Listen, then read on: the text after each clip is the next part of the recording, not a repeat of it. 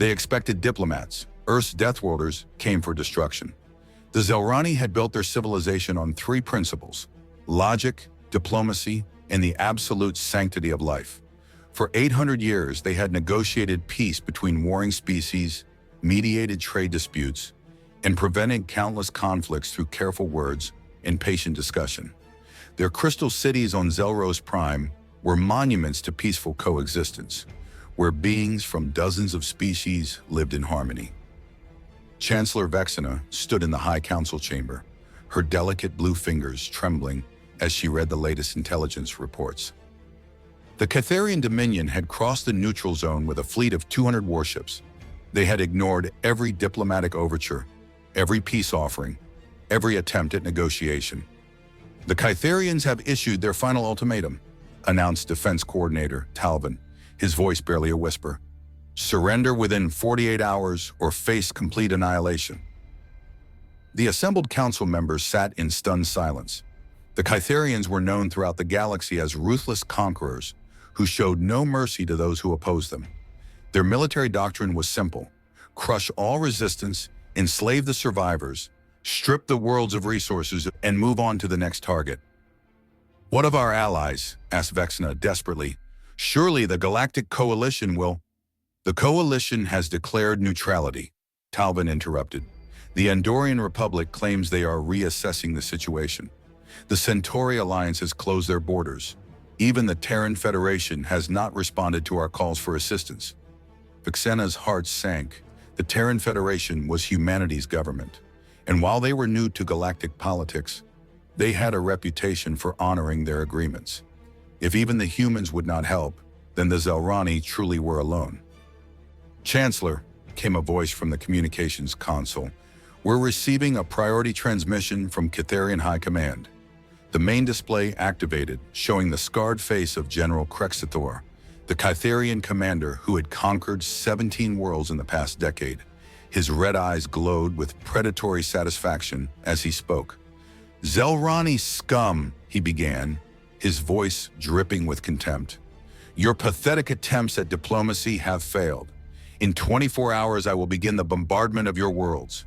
Your cities will burn, your people will kneel, and your precious peace will die screaming. You have no allies, no weapons, and no hope. Surrender now, and I might let half of you live as slaves." The transmission ended, leaving the council chamber in horrified silence. Vexena looked around at her fellow counselors, seeing fear and despair in every face. The Zelrani Defense Force consisted of 12 patrol ships designed for peacekeeping, not war. Against 200 Catharian dreadnoughts, they would last perhaps minutes. "There must be something we can do," whispered Counselor Marin. "Some diplomatic solution we haven't considered." Talvin shook his head grimly. "I've studied Catharian conquest patterns for years. They don't negotiate. They don't show mercy. They simply take what they want and destroy anything that resists." Chancellor Vexena stood slowly, her mind racing through every possible option. The Zelrani had built their entire civilization on the belief that any conflict could be resolved through patient discussion and mutual understanding. But what happened when the other side refused to talk? "There is one possibility," she said quietly. "We could attempt to contact the humans directly, not through official channels, but through their military command." "The Terran Federation has already refused our requests," Talvin pointed out. "No," Vexena replied. "We contacted their diplomatic corps, but I've been reading intelligence reports about human military operations. They have a separate command structure. Their military sometimes acts independently of their civilian government." Counselor Marin looked skeptical. "The humans are Deathworlders, yes, but they're still a civilized species. Surely they operate under the same diplomatic protocols as everyone else." Vexena activated her personal console and began accessing classified intelligence files. "That's what I thought too. But look at this." The display showed reports from recent human military actions. 3 months ago, pirates attacked a human colony. The Terran Federation's response was to send their entire Third Fleet. They didn't negotiate. They didn't demand surrender. They simply eliminated every pirate vessel in the sector. The council members studied the reports with growing amazement. The human military had tracked down pirate bases across dozens of star systems, systematically destroying them one by one. The campaign had lasted 6 weeks and ended with the complete annihilation of 3 pirate organizations. This is different from how other species conduct anti-piracy operations, observed Talvin.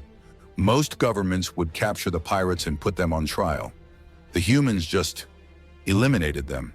Because they're from a death world, Vexena said, Earth is classified as a Class 12 danger zone. The gravity is crushing, the weather is violent, and the entire planet is filled with predators that hunt in packs. The humans didn't evolve to negotiate with threats. They evolved to destroy them.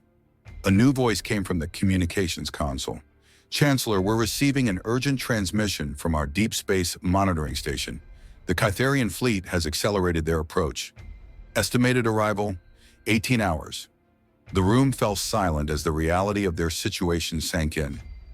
In less than a day, the Kytherian war machine would arrive at Zelros Prime. The Zelrani had no weapons capable of stopping them, no allies willing to help, and no time to evacuate their population. Chancellor Vexena made her decision. Open a secure channel to Earth Defense Command, not to their diplomats, to their military leaders. Send them everything we know about the Kytherian threat. Chancellor, Marin protested, even if the humans agree to help, they're weeks away. Their fastest ships couldn't possibly arrive in time. Then we pray that human ships are faster than we think, Vexena replied grimly. The message was sent through the fastest quantum communication relays available. It would take 6 hours to reach Earth, and then they would discover whether humanity's reputation for protecting the innocent was more than just propaganda. The distress call from the Zelrani Federation arrived at Earth Defense Headquarters during Admiral Sarah Chen's morning briefing. Chen was a veteran of the Titan Wars, where humans had learned to fight in the crushing gravity and toxic atmosphere of Jupiter's largest moon. She had spent 20 years turning humanity's military into a force that could project power across interstellar distances.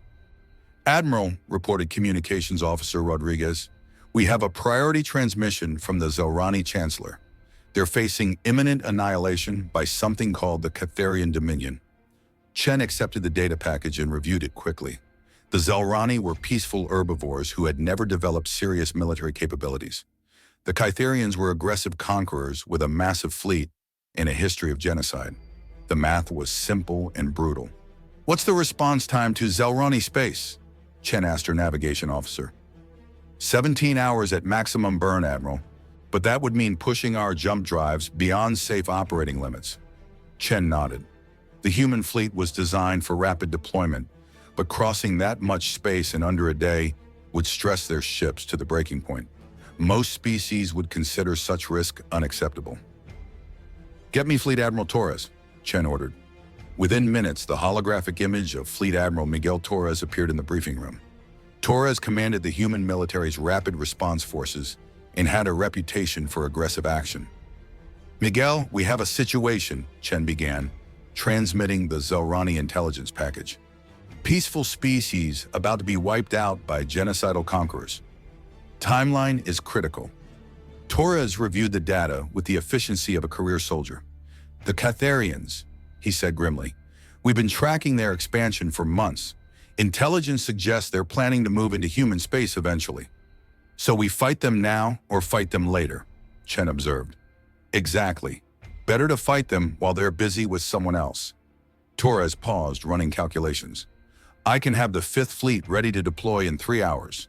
Full battle group, 2 carriers, 12 destroyers, Marine Assault Force. Chen felt a familiar surge of anticipation. The human military had been preparing for interstellar conflict since the day they left Earth. Every ship, every weapon, every tactic had been designed with one purpose: to project overwhelming force against any threat to human interests. The Zelrani are expecting diplomatic assistance, Chen pointed out. They think we might send negotiators. Torres smiled grimly. They're about to learn that humans don't negotiate with genocidal maniacs. When we deploy to win. Across human space, the machinery of war began to move. The 5th Fleet received deployment orders while still in port. Marine battalions loaded equipment onto assault transports. Weapon systems were charged, and ammunition was distributed. Supply ships filled their holds with everything needed for extended combat operations. The human fleet was unlike anything else in the galaxy. Each ship was built like a fortress, with redundant systems and armor thick enough to survive direct hits from the most powerful weapons. The crews were trained to fight in conditions that would kill most aliens and to continue fighting even when their ships were heavily damaged. Admiral Chen stood on the bridge of her flagship, the TDF Vengeance, watching the final preparations. The ship was a monument to human engineering, 2 kilometers of armored steel packed with enough firepower to level continents. Around her, 11 other vessels formed a battle group designed to bring death to humanity's enemies. "All ships report ready for deployment," announced her tactical officer. "Fleet Admiral Torres confirms Marine forces are embarked and ready," added the communications officer. Chen nodded. The Kytherians had made a mistake. They had threatened a species that humans might protect, and now they were about to face the consequences. "All ships," Chen broadcast to the fleet, "initiate jump sequence. Destination, Zelrani space. Mission parameters, eliminate all Kytherian forces. Rules of engagement, weapons free, no survivors." The human fleet vanished into hyperspace, carrying death across the void at speeds that would have terrified other species. Behind them, Earth Defense Command began mobilizing additional forces. If the Kytherians wanted a war, humanity would give them one they would never forget. The Kytherian fleet dropped out of hyperspace at the edge of the Zelrani system like a plague of metal locusts. 200 ships formed battle lines stretching across millions of kilometers, their hulls bristling with weapons designed to crack planets.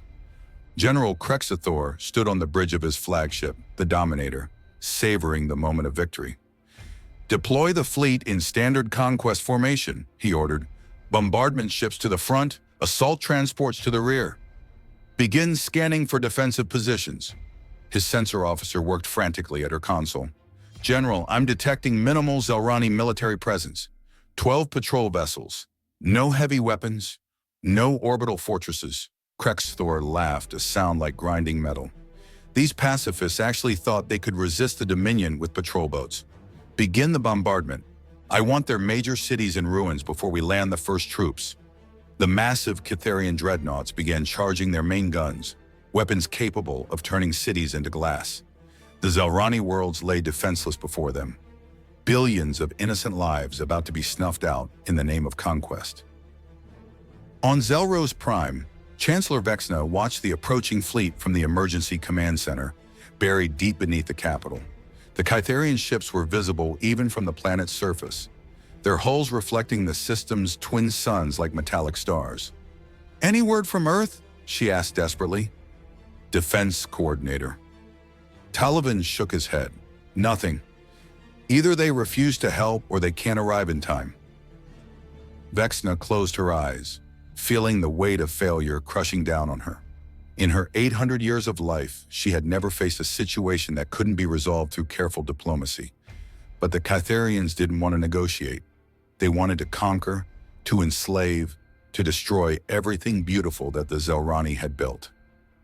"Chancellor," came a voice from the sensor station, "I'm detecting massive hyperspace distortions at the edge of the system. Something big is coming." On the screens, space itself began to tear open as ships dropped out of hyperspace. But these weren't the elegant vessels of other galactic civilizations. These ships were dark, angular, and covered in armor plating that suggested violence. They moved with predatory grace, spreading out to surround the Kytherian fleet. "What are those things?" whispered Talvin. Before anyone could answer, a communication channel opened. The image that appeared on the screen was that of a human female, wearing a military uniform covered in insignia that none of the Zelrani recognized. "This is Admiral Chen of the Terran Defense Force," the human announced. "Kytherian vessels, you are trespassing in Zelrani space. Withdraw immediately or face destruction." General Krexathor received the transmission on his flagship and began laughing. The human fleet consisted of only 12 ships compared to his 200. The idea that these primitives would dare threaten the Kytherian Dominion was absurd. "Human," he replied, "you are outnumbered 17 to 1. Your ships are smaller than ours, your weapons are inferior, and your species is unknown to galactic warfare. Withdraw or be destroyed." Admiral Chen's expression didn't change. "General Krexthor, you have committed genocide against 14 species. Your forces have enslaved millions of innocent beings. The Terran Defense Force does not negotiate with war criminals. Then you will die with the Zelrani," Krexthor snarled. The transmission ended, and both fleets began preparing for battle. The Kytherians moved into their standard attack formation, confident that their superior numbers would ensure victory. They had never faced an enemy like the humans. Admiral Chen stood on the bridge of the Vengeance watching the tactical display. The Kytherian ships were larger and more numerous, but they were built for intimidation rather than efficiency. Their formation was designed to look impressive rather than to fight effectively. "All ships," Chen broadcast, "initiate attack pattern Delta. Target their command vessels first. Maximum firepower, no mercy." The human fleet attacked with a coordination that shocked the Kytherian commanders.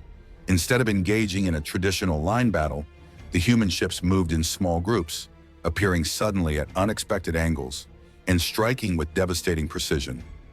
The TDF Retribution opened fire first, its main guns sending streams of plasma that carved through Kytherian armor like it was paper. The destroyer TDF Fury followed up with missile salvos that turned enemy ships into expanding clouds of debris. General Krexthor watched in horror as his fleet began taking casualties. "How are they moving so fast?" he demanded. "Their ships should not be able to accelerate at those speeds." His tactical officer was studying the sensor readings frantically. "General, I think they're pushing their engines beyond safe limits. They're accepting damage to their own systems to achieve tactical advantage." "Impossible," Krexthor replied. "No civilized species would risk destroying their own ships for a tactical edge." But the humans weren't fighting like a civilized species. They were fighting like the Deathworld predators they were, accepting losses that other species would consider unacceptable if it meant destroying their enemies. The human ships were taking damage. The Vengeance had multiple hull breaches, the Fury was venting atmosphere, and the Retribution's engines were operating at critical levels. But they kept fighting, their crews working with mechanical efficiency to keep weapons firing and systems operational. "Sir," reported Chen's tactical officer, "we've eliminated 37 enemy vessels. Their formation is beginning to collapse." Chen nodded grimly. The Kytherians were learning that humans didn't fight fair. They fought to win, regardless of cost.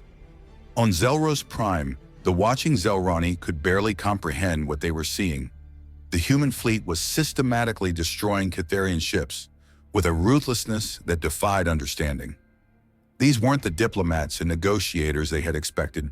These were killers, and they were very good at their job. "My God," whispered Chancellor Vexna, "what have we unleashed?" The space battle raged for 6 hours. When it was over, the Kytherian fleet had been reduced to scattered debris and fleeing survivors. General Krexthor's flagship limped away from the battle zone, its hull cracked and its weapon systems destroyed. But the humans weren't finished. Admiral Chen ordered her Marine Assault Force to begin landing operations on every Kytherian-occupied world in the system. The message was clear. Any species that committed genocide would face the full wrath of human military power. The age of human intervention had begun, and it had started with the complete destruction of those who dared to threaten the innocent. The galaxy would never be the same. Colonel Sarah Reeves led the first wave of human Marines to hit the surface of Kytherian-occupied Telos 4. The planet had been turned into a massive slave labor camp, where millions of captured beings worked in factories, producing weapons for the Dominion's war machine. Reeves's drop pod smashed through the atmosphere like a meteor, its armor plating glowing red-hot from atmospheric friction. Inside, she and her squad checked their weapons one final time. The mission was simple: liberate the camps and eliminate all Kytherian forces. "Remember," Reeves told her Marines over the comm, "these bastards have been torturing innocent people for decades. No prisoners, no mercy, no hesitation. We're here to end this." The drop pods hit the ground with impacts that registered on seismic monitors across the planet. Human Marines emerged already firing, their weapons spitting death at the surprised Catharian guards. The humans moved with a speed and aggression that their enemies had never encountered. Staff Sergeant Williams led his squad through the main detention facility, freeing prisoners and eliminating guards with methodical efficiency. The liberated beings, Zelrani, Andorians, and dozens of other species, stared in amazement as the humans fought through conditions that would have stopped other soldiers. "Who are you?" asked a Zelrani prisoner, her voice barely a whisper. "Terran Defense Force," Williams replied, reloading his rifle. "We're here to get you out." The human Marines fought through the slave camps like an unstoppable force. They used explosives to breach fortified positions, flamethrowers to clear bunkers, and heavy weapons to destroy Catharian vehicles. Their tactics were brutal but effective. Captain Rodriguez commanded the assault on the Planetary Command Center. His engineers had identified the facility as the nerve center for the entire slave operation. Destroying it would cripple Catharian control of the planet. "Breaching charges set," reported Sergeant Garcia, ready to blow the main gate. "Do it," Rodriguez ordered. The explosion tore through the command center's defenses like tissue paper. Human Marines poured through the breach, engaging Catharian soldiers in close-quarters combat that favored the Deathworld humans. The enemy troops, evolved on a low-gravity world with a thin atmosphere, simply couldn't match human strength and endurance. Commander Vexithal, the Catharian planetary governor, watched his forces collapse from his fortified command bunker. The humans were fighting with a savagery that shocked even the Catharians, who considered themselves the most warlike species in the galaxy. "How is this possible?" he demanded of his military advisor. "These creatures are smaller than our soldiers. How can they be so effective?" The advisor was studying tactical reports with growing horror. "Governor, their world is classified as a Class 12 death world. The gravity is twice our standard, the atmosphere is corrosive, and the surface is covered with predators. They evolved to survive conditions that would kill our best soldiers." Vexithal activated his emergency communication system, trying to contact the fleet. Static filled the channel. The human ships were jamming all frequencies. "Sir," his communications officer reported, "the humans are broadcasting on all channels. They're demanding our immediate surrender." The main screen activated, showing the face of Colonel Reeves. Her armor was scorched and her face was streaked with dirt, but her eyes burned with determination. "Catharian forces," she announced. "You are surrounded and outnumbered. Surrender immediately and you will be given fair trials under Galactic Convention. Continue to resist and you will be eliminated." Vexithal snarled at the screen. "I am the governor of this sector. I do not surrender to primitives." "Then you'll die with your empire," Reeves replied coldly. The assault on the command bunker began with a bombardment that shook the planet. Human artillery, firing from improvised positions around the facility, rained shells down on the bunker's defenses. The weapons were designed for maximum destruction, turning fortified positions into craters. Sergeant Garcia led the final assault team through the smoking ruins of the bunker's outer defenses. His squad moved with mechanical precision, clearing rooms and eliminating resistance with weapons that fired armor-piercing rounds at hypersonic velocities. "Contact front!" shouted Private Chen as Catharian soldiers emerged from a side corridor. The enemy troops were wearing powered armor and carrying energy weapons, but they moved like they were underwater compared to the humans. Garcia's team responded with overwhelming firepower. Their weapons punched through Catharian armor like it was made of cloth, dropping the enemy soldiers before they could bring their own guns to bear. The battle for the command center lasted 4 hours. When it was over, Governor Vexithal lay dead in his throne room, killed by a human demolition charge that had turned his fortified position into a tomb. Across the planet, similar scenes played out as human forces systematically eliminated Catharian resistance. The liberation of Talos IV was complete within 18 hours of the first Marine landing. Colonel Reeves stood in the ruins of the governor's palace, coordinating the evacuation of freed prisoners. Millions of beings from dozens of species were being loaded onto transport ships, returning to homes they thought they would never see again. "Colonel," reported her communications officer, "Admiral Chen is requesting a status update." "Tell the Admiral that Telos 4 is secure," Reeves replied. "All Catharian forces eliminated, all slave camps liberated, preparing for next target." The human campaign was just beginning. Across Catharian space, Marine units were landing on occupied worlds, liberating prison camps, and destroying the infrastructure of oppression. The message was clear. Genocide would not be tolerated, and those who committed it would face the full wrath of human military power. The news of the human intervention spread across the galaxy like wildfire. Species that had been too afraid to oppose the Catharian dominion watched in amazement as the humans systematically dismantled an empire that had terrorized the galaxy for decades. On the neutral world of Diplomats, representatives from dozens of civilizations gathered for an emergency session of the Galactic Council. The chamber buzzed with nervous conversation as delegates tried to understand what the human victory meant for the balance of power in the galaxy. Ambassador Thelanara of the Andorian Republic stood at the central podium, her voice trembling with barely contained emotion. "The humans have accomplished in days what the combined forces of the galaxy could not achieve in decades. The Catharian war machine has been completely destroyed." Murmurs filled the chamber as delegates processed this information. The Catharian Dominion had been one of the most powerful military forces in known space. The idea that a single human fleet could eliminate them so quickly seemed impossible. "With respect," interjected Ambassador Kexavar of the Centauri Alliance, "how do we know the humans won't turn their weapons on us? They've demonstrated a capacity for violence that exceeds even the Catharians." The question hung in the air like a poisonous cloud. Every delegate in the chamber was thinking the same thing. If the humans could destroy the Catharian Dominion so easily, what was to stop them from conquering everyone else? Ambassador Thelanara activated the chamber's main display, showing recent intelligence reports from human-controlled space. The humans have established humanitarian stations on every liberated world.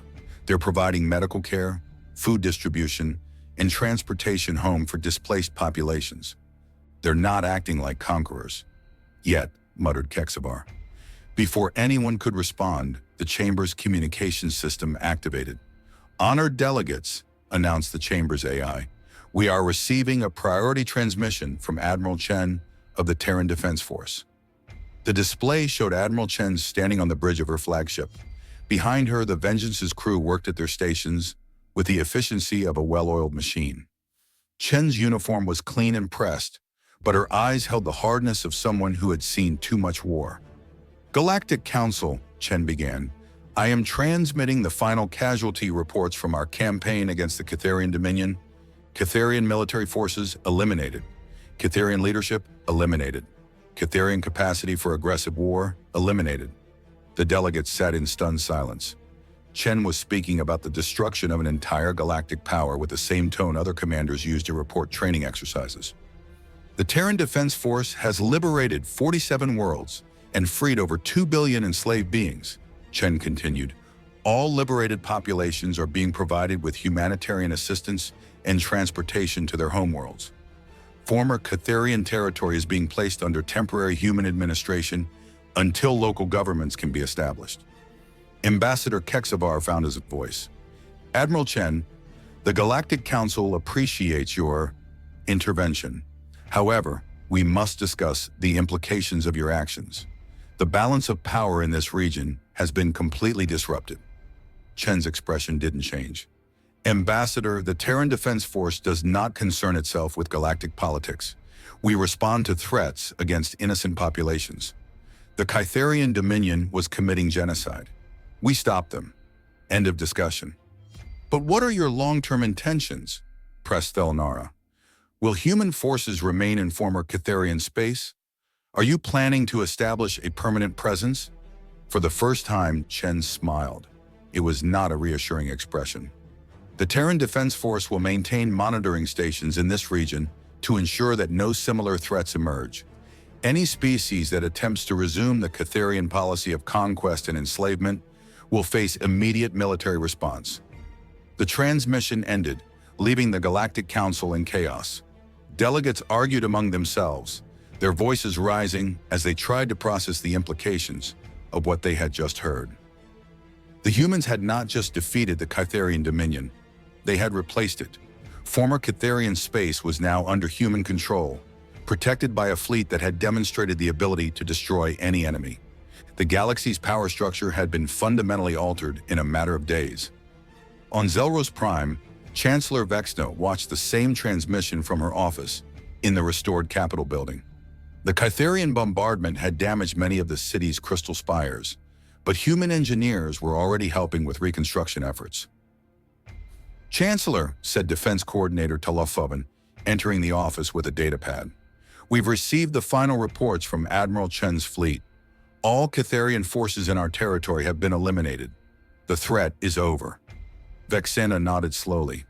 The Zelrani people were safe, their civilization preserved, their worlds protected.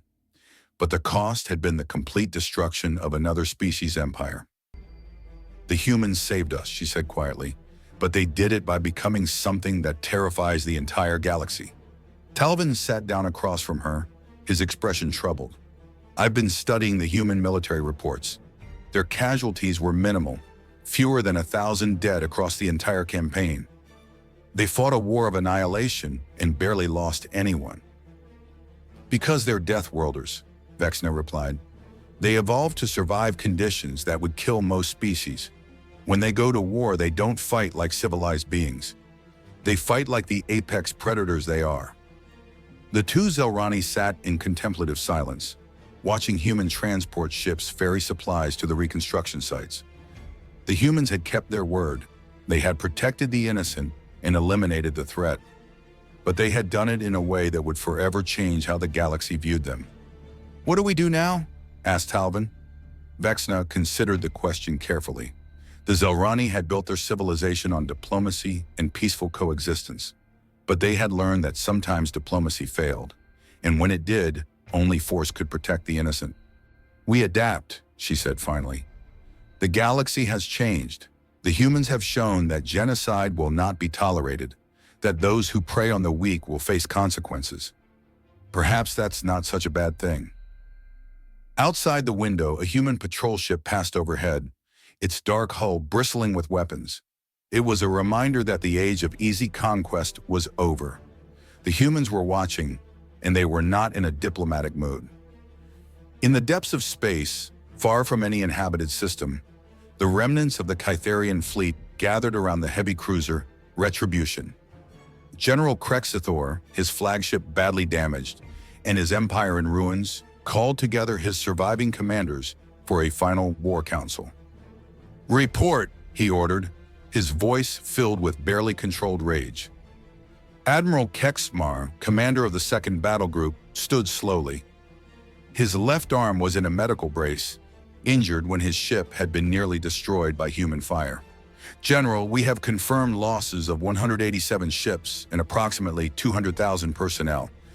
Only 13 vessels remain combat capable." The numbers were staggering. In less than a week, the Kytherian Dominion had lost 93% of its military strength. Worlds that had been under Kytherian control for decades were now flying human flags. "How is this possible?" demanded General Krexthor. "We had superior numbers, superior technology, superior firepower.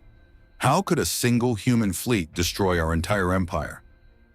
Captain Vexithul, an intelligence officer who had been studying human military doctrine, stepped forward. "General, I believe we fundamentally misunderstood our enemy. The humans don't fight like other species. They don't seek to minimize casualties or preserve infrastructure. They fight to completely destroy their enemies." Krexithor slammed his fist on the conference table. "We are Kytherians. We have conquered 17 sectors of space. We are the apex predators of the galaxy." "No, General," Vexithul replied quietly. "We were apex predators in a galaxy of herbivores and scavengers. The humans are something different. They're apex predators from a death world, evolved to survive conditions that would kill us in minutes." The surviving Kytherian commanders exchanged uneasy glances. They had built their empire by conquering species that valued diplomacy over warfare, civilizations that sought to minimize casualties and preserve life. The humans operated under completely different principles. Their ships are built to take damage and keep fighting, continued Vexithul. Their crews are trained to continue operations even under conditions that would incapacitate our soldiers. And their tactics are designed for complete annihilation of the enemy rather than conquest and control. Admiral Kexmar accessed his tactical files. According to our intelligence, the human fleet took significant damage during the battle. Multiple ships suffered hull breaches, engine failures, and weapon systems damage. But they never withdrew. They kept fighting until every one of our ships was destroyed or fled. "What are you saying?" asked Krexthor. "I'm saying that we attacked a species that views acceptable losses differently than we do," Kexamar replied. "They were willing to sacrifice their own ships and crews to ensure our complete destruction. That's not how civilized warfare is conducted." General Krexithor stood and walked to the observation port, looking out at the scattered remnants of his once mighty fleet. For 3 decades, he had built the Catharian military into an unstoppable force. Worlds had trembled at the mention of his name. Now his empire was gone, destroyed by enemies he had never understood. "What do we do now?" he asked quietly. The question hung in the air like a death sentence. The Catharian dominion no longer existed. Their homeworlds were under human occupation. Their military was scattered to the winds, and their capacity for conquest had been eliminated. "We could attempt to negotiate," suggested Admiral Kexmar. "Perhaps the humans would accept our surrender." Captain Vexithul shook his head. "The humans have made their position clear. They don't negotiate with species that commit genocide. They eliminate them."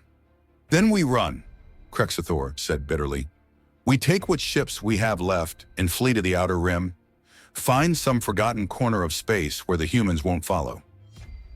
But even as he spoke the words, Krexithor knew they were false hope. The humans had demonstrated their ability to project force across vast distances. If they wanted to hunt down the remaining Catharians, no corner of the galaxy would be safe. The conference ended in silence, with each commander returning to their damaged ships to contemplate the end of everything they had built. The Catharian dominion had been destroyed in a week, its armies scattered, its worlds liberated, its leaders dead or fled. As the remnants of the fleet prepared to jump to hyperspace, General Krexthor received one final transmission from human space. Admiral Chen's face appeared on his screen, her expression cold and implacable.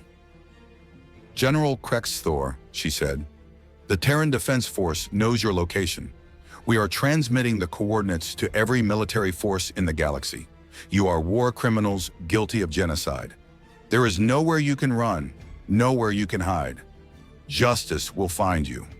The transmission ended, and Krexithor realized that his empire's death throes were not over. The humans had not just defeated the Catharian dominion, they had made it a galactic pariah. No world would harbor Catharian refugees, no government would offer them sanctuary. The general who had once commanded 200 ships and terrorized dozens of worlds was now a hunted fugitive with 13 damaged vessels and nowhere to run. The humans had not just won the war, they had ensured that the Catharian way of life could never rise again. 3 months after the Battle of Zelros Prime, the galaxy had begun to adapt to its new reality. Human patrol ships now moved through trade routes that had once been terrorized by Catharian raiders. The black-hulled vessels were a constant reminder that the age of easy conquest was over. On the liberated world of Nexus 7, former Catharian slave camps had been transformed into refugee processing centers. Beings from dozens of species worked alongside human administrators to reunite families torn apart by decades of oppression. The efficiency was staggering. What other species would have taken years to accomplish, the humans completed in weeks. Dr. Elena Vasquez, a human xenobiologist, supervised the medical screening of newly liberated prisoners. Many of the beings showed signs of long-term malnutrition and psychological trauma. The Catharians had been thorough in their cruelty. "Doctor," called out her assistant, a young Zelrani named Kethva, who had volunteered to help with the medical operations. "We have a group of Andorian children who haven't spoken since their liberation. They were separated from their families 5 years ago." Elena nodded grimly. The psychological damage would take years to heal, if it ever fully healed at all. Set up a specialized care unit, contact the Andorian embassy, and see if they can send counselors who speak the regional dialects. This was the side of warfare that most species preferred not to think about. The aftermath, the broken lives, the long process of rebuilding what had been destroyed. But the humans approached it with the same methodical efficiency they brought to combat. Lieutenant Commander Jackson supervised the construction of temporary housing complexes. His engineering teams worked around the clock to build facilities that could house thousands of displaced beings while permanent solutions were arranged. "Commander," reported Sergeant Torres, "the Centauri delegation is here for the inspection tour." Jackson looked up from his construction reports. The Centauri Alliance had initially remained neutral during the conflict, but now they were eager to demonstrate their support for humanitarian efforts. Politics, he thought cynically. The Centauri delegation consisted of 5 officials in elaborate ceremonial robes led by Ambassador Klexivor. They moved through the refugee camps with the careful steps of beings who had never experienced real hardship. "Impressive work, Commander," Ambassador Klexivor said, observing the orderly rows of temporary structures. "The Centauri Alliance commends your humanitarian efforts." Jackson's expression remained neutral.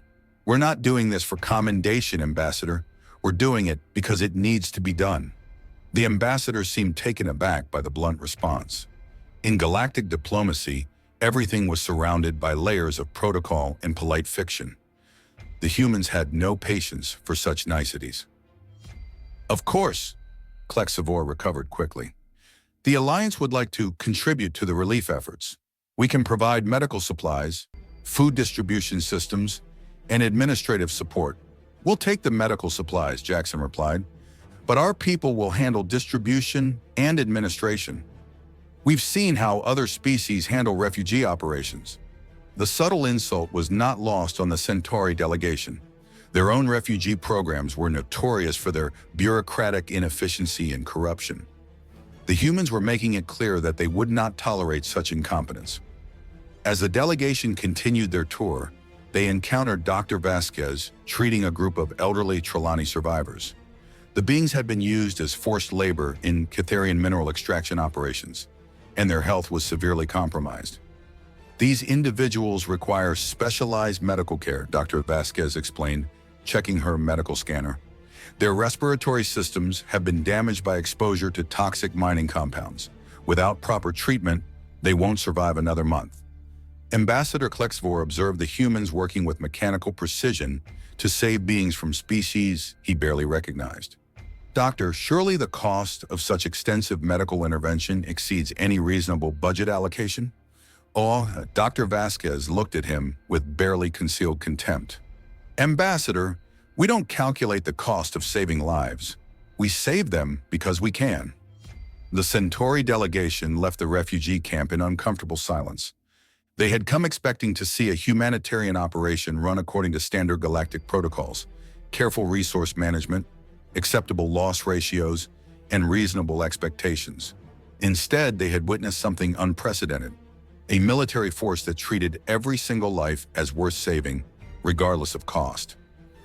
Meanwhile, in the depths of space, Admiral Chen stood in the war room of the newly constructed Terran Defense Station Alpha. The massive facility orbited the former Catharian capital world, now renamed Liberation Prime. From here, human forces could monitor and respond to threats across an entire sector of space. "Admiral," reported Intelligence Officer Martinez, "we've received confirmation that the remaining Catharian fleet has been located. They're hiding in the Void Nebula, approximately 40 light-years from here." Chen studied the tactical display. The Void Nebula was a perfect hiding place. Dense electromagnetic fields that interfered with sensors, gravitational anomalies that made navigation dangerous, and no habitable worlds to complicate military operations. "How many ships?" she asked. 13 confirmed, possibly more. Long-range sensors indicate they're trying to salvage equipment from destroyed vessels, possibly attempting to rebuild their fleet. Chen nodded. The Catharian remnants were like a cancer. If allowed to grow unchecked, they would eventually metastasize into a new threat. The human military doctrine was clear. Eliminate threats completely. Leave no possibility for resurgence. Prepare a strike force, Chen ordered. I want those ships destroyed and any survivors captured for war crimes trials.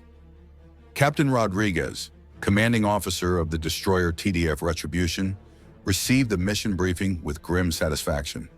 His ship had been damaged in the original battle, but had been fully repaired and upgraded with new weapon systems. Sir, reported his tactical officer, the Void Nebula will interfere with our targeting systems. We'll have to engage at close range. Rodriguez smiled coldly. Good. The Catharians have been hiding in that nebula for 3 months, probably thinking they're safe. Time to teach them that nowhere is safe from human justice. The strike force consisted of 6 destroyers and 2 heavy cruisers, enough firepower to eliminate the remaining Catharian vessels several times over. The humans had learned from their previous engagement, overwhelming force applied with surgical precision. As the human ships approached the nebula, their crews prepared for combat with a methodical efficiency that had become their trademark. Weapons were charged, armor was sealed, and damage control teams stood ready to respond to enemy fire. Contact, announced the sensor operator. Multiple Catharian vessels detected, bearing 27 Mark IV. They're attempting to flee deeper into the nebula. All ships, Rodriguez broadcast to the strike force, engage at will. No survivors. The battle within the Void Nebula was unlike anything the galaxy had ever seen. The dense electromagnetic fields created a chaotic environment where sensors failed and navigation became a matter of instinct. But the human crews had trained for exactly these conditions. The TDF Retribution emerged from a cloud of ionized gas to find a Catharian heavy cruiser attempting to repair its damaged engines. Rodriguez's crew opened fire immediately, their weapons punching through the enemy vessel's hull before the Catharians could respond. Target destroyed, reported the tactical officer with professional satisfaction. Across the nebula, similar encounters played out as human ships hunted down the remnants of the Catharian fleet. The enemy vessels were caught between impossible choices: flee deeper into the nebula and risk destruction by gravitational anomalies, or stand and fight against superior human forces. General Krexithor, aboard his failing flagship, watched his remaining ships die one by one. The humans had followed them into the most dangerous region of space, accepting risks that other species would consider suicidal, all to ensure that the Catharian threat was completely eliminated. General, reported his communications officer, the humans are broadcasting a surrender demand. Krexithor listened to the transmission with growing despair. The human commander was offering standard prisoner of war treatment in exchange for immediate surrender. It was more mercy than the Catharians had ever shown their own victims. Sir, the communications officer waited for orders. Krexithor looked around the bridge of his dying ship. His empire was gone, his fleet was destroyed, and his people were scattered across the galaxy as hunted fugitives. The humans had won completely, utterly, and permanently. Signal our surrender, he said quietly. The Battle of the Void Nebula lasted 6 hours. When it was over, the last organized Catharian military force had been eliminated. General Krexithor and 47 surviving crew members were taken into custody, ending the final chapter of the Catharian Dominion. The war crimes trials were held on Liberation Prime in a courtroom built from the ruins of the former Catharian Senate. Representatives from dozens of species came to witness justice being served against those who had terrorized the galaxy for decades. Judge Advocate General Patricia Hayes presided over the proceedings with the stern efficiency that characterized all human military operations. The evidence against the Catharian leadership was overwhelming. Recorded communications ordering genocide, documentation of slave labor operations, and testimony from thousands of survivors. General Krexithor sat in the defendant's chair, his once proud bearing reduced to broken resignation. Around him, the survivors of his command faced charges of crimes against sentient beings, genocide, and systematic slavery. General Krexithor, Judge Hayes addressed the defendant, you are charged with ordering the deaths of approximately 14 million sentient beings across 17 worlds. How do you plead? Krexithor looked up at the human judge, seeing in her eyes the same cold determination that had destroyed his empire. "I plead guilty to all charges." A murmur ran through the courtroom. By pleading guilty, Krexithor had saved the court the time of a lengthy trial, but he had also sealed his fate. Under galactic law, genocide carried only one sentence.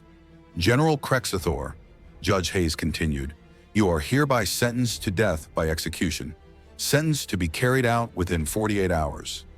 The trials of the remaining Catharian officers continued for 2 weeks.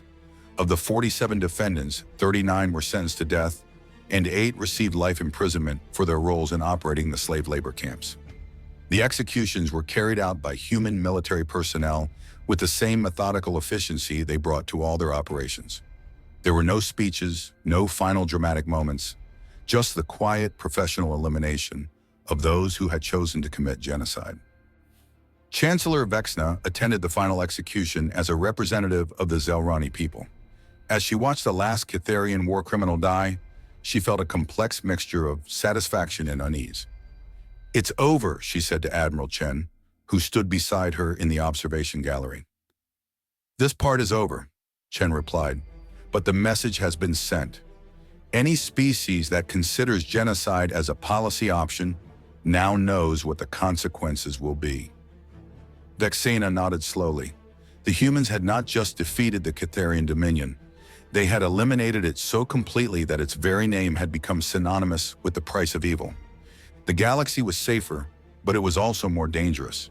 The humans had proven that they would go to any lengths to protect the innocent, but they had also proven that they were capable of systematic annihilation when they deemed it necessary.